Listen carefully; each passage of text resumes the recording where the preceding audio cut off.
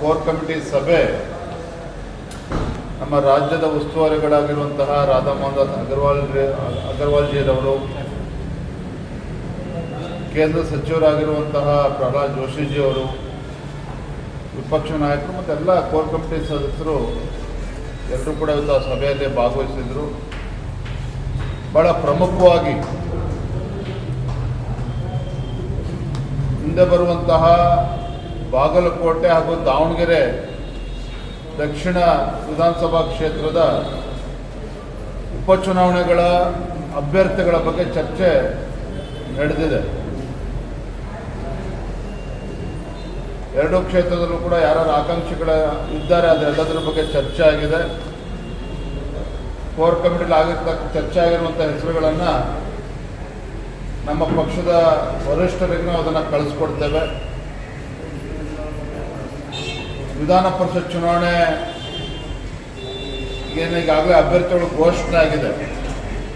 So ವಿಧಾನ ಪರಿಷತ್ ಚುನಾವಣೆ ಅಭ್ಯರ್ಥಿಗಳನ್ನು ಗೆಲ್ಲಿಸ್ತಕ್ಕಂಥ ನಿಟ್ಟಿನಲ್ಲಿ ಬಾಗಲಕೋಟೆ ಹಾಗೂ ದಾವಣಗೆರೆ ದಕ್ಷಿಣ ವಿಧಾನಸಭಾ ಕ್ಷೇತ್ರದ ಅಭ್ಯರ್ಥಿಗಳನ್ನು ಗೆಲ್ಲಿಸ್ತಕ್ಕಂಥ ನಿಟ್ಟಿನಲ್ಲಿ ನಾವೆಲ್ಲರೂ ಸಹ ಒಟ್ಟಾಗಿ ಒಂದಾಗಿ ಹೋರಾಟವನ್ನು ಮಾಡಬೇಕು. ನಮ್ಮ ಅಭ್ಯರ್ಥಿಗಳನ್ನು ಗೆಲ್ಲಿಸ್ತಕ್ಕಂಥ ನಿಟ್ಟಿನಲ್ಲಿ ಸಂಪೂರ್ಣವಾಗಿ ಶ್ರಮವನ್ನು ಹಾಕಬೇಕು ಅಂತೇಳಿ ಸಭೆಯಲ್ಲೇ ತೀರ್ಮಾನ ಆಗಿದೆ. ಈಗ ತಾನೇ ಪ್ರಹ್ಲಾದ್ ಜೋಶಿಜಿಯವರು, ಕಾರಜೋಳ ಅವರು, ನಾವು ದಾವಣಗೆರೆ ದಕ್ಷಿಣ ವಿಧಾನಸಭಾ ಕ್ಷೇತ್ರದ ಎಲ್ಲ ಆಕಾಂಕ್ಷಿಗಳೇನಿದ್ದಾರೆ ಹಾಗೂ ಪಕ್ಷದ ಪ್ರಮುಖರ ಜೊತೆಲೂ ಕೂತು ಚರ್ಚೆ ಮಾಡಿ ಹಿಂದೆ ಆಗಿದ್ದನ್ನು ಮರೆತು ಎಲ್ಲವನ್ನು ಕೂಡ ಬದಿಗಿಟ್ಟು ನಾವೆಲ್ಲರೂ ಕೂಡ ಒಟ್ಟಾಗಿ ಚುನಾವಣೆಯನ್ನು ಗೆಲ್ತಕ್ಕಂಥ ನಿಟ್ಟಿನಲ್ಲಿ ಶ್ರಮನ ಹಾಕಬೇಕು ಅಂತೇಳಿ ಪ್ರತ್ಯೇಕ ಆ ಸಭೆಯನ್ನು ಕೂಡ ಮಾಡಿದ್ದೇವೆ. ಸೊ ಒಟ್ಟಾರೆಯಾಗಿ ಕೋರ್ ಕಮಿಟಿಯಲ್ಲಿ ಚರ್ಚೆ ಆಗಿರೋ ಪ್ರಕಾರ ಹೆಸರುಗಳನ್ನು ಇವತ್ತು ನಾಳೆ ಅಷ್ಟೊತ್ತಿಗೆ ದೆಹಲಿಗೆ ನಾವು ಕಳಿಸ್ಕೊಡ್ತೇವೆ. ಸರ್, ಈಗ ಅಸಮಾಧಾನಿತರಿಗೆ ಏನು ಹೇಳ್ತೀರಾ ಸರ್? ಟಿಕೆಟ್ ವಿಚಾರದಲ್ಲಿ ಕೆಲವರು ಅಸಮಾಧಾನಿತರಿಗೆ ಏನು ಹೇಳಬೇಕು, 4 ಗೋಡೆ ಮಧ್ಯೆ ಹೇಳಿದ್ದೇವೆ. ಎಲ್ಲರನ್ನೂ ಕೂಡ ಕೂರಿಸಿ ಮಾತನಾಡಿದ್ದೇವೆ.